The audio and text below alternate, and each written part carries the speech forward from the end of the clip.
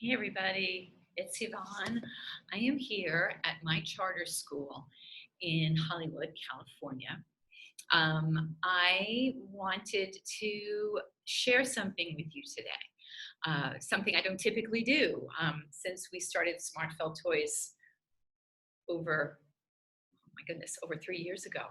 Um, as a speech pathologist of over 30 years, and working at this charter for now 7, I have come across lots of things in my career, lots of experiences worthy of getting on and chatting about. But I felt so compelled to discuss my current situation that I'm doing something out of my comfort zone. I'm actually doing this YouTube video, which I don't typically do. So here I am today. It's a Tuesday. We're on a hybrid model after being virtual since last March 13th. All my students in this elementary school have been seen by me on Zoom. We are now back after 3 weeks. We are working with our students in person. They're on campus starting next week twice. We have cohort A and cohort B. So these 2 cohorts come in. A comes in twice a week, Monday, Tuesday, and cohort B comes in Thursday, Friday. And I just had to show you what I do because it is interesting. So this is my space. So this has been my therapy room for the last several years. And what do you see? Oh, look at those bulletin boards. Nothing. We have that just in case we have an emergency. My whiteboard, and that's our very decorative door with lots of decals. And then, of course, we've got nothing on the floors. It's just this old rug that just is glued to the floor so it doesn't come up. So lucky me. I'm going to be doing later today a planting activity. And so that's why you see soil in that geranium. But everything else is kind of really just, there's nothing, right? And so what do you do when you are given a bunch of lemons? Oh boy, speech pathologists make the best lemonade. I will say lemons are thrown at us all the time. And we're constantly trying to figure out, what do I do with this? How do I make this work? And our minds just go in a whole other way. So let me explain.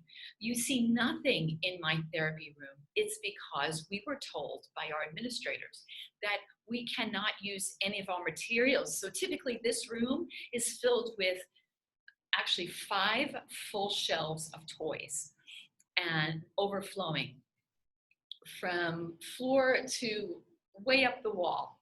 They took everything out of my room about 3 months ago, and they basically said, you know what, we would like you to work on campus. That's the good news. The bad news is you can't work with any of the materials you have, but you can use a pad and paper, or actually a pad is paper, but you can use some markers and some whiteboards, but everything has to be washed down. So you have to, just make sure that the kids have their own marker.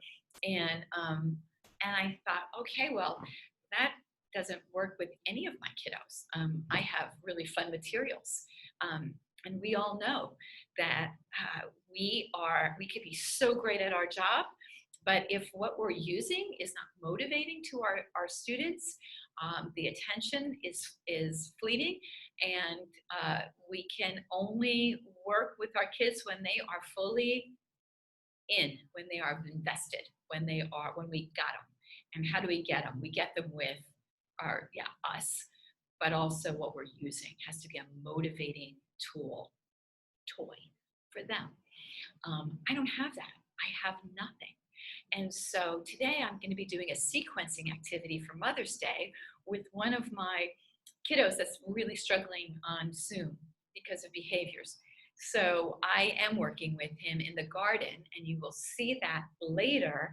But this is part one of what do you do when you're on campus with nothing, just you and your student, and you've got nothing to engage them with. And so I'm going to share that with you later today. But I was just wanting to say, hey, how many of you out there, how many are there of us that have been thrown this curveball? Where we were just working okay on Zoom. I'm not saying it's great. It doesn't work for all my students, but for some it does work. And it's not great because, of course, we'd rather be in person and see them and be part of our room. They're part of like that whole experience, what we do so wonderfully, I think, where we connect on a level that is really unlike any other, I feel like any other specialist, because we're working on language and it's working on opening up and building on what they have. And so our field is so unique. And so that's what I'd like to do with you guys today. So later this afternoon, we're going to be working with one of my first graders. English is a second language. He's got some delays, receptive and obviously expressively, and we're building that. And so today we're making a gift for his mom with some very basic materials that he's going to take home. So it's okay if he touches them. And then I'll wipe my germs off when I give it to him after we do that lovely sequence. So stay tuned. I look forward to seeing you all in a little while for part two of what happens when you're given a bag full of lemons and you have to make this some great lemonade. Anyway, stay tuned, you guys. Talk to you later. Bye.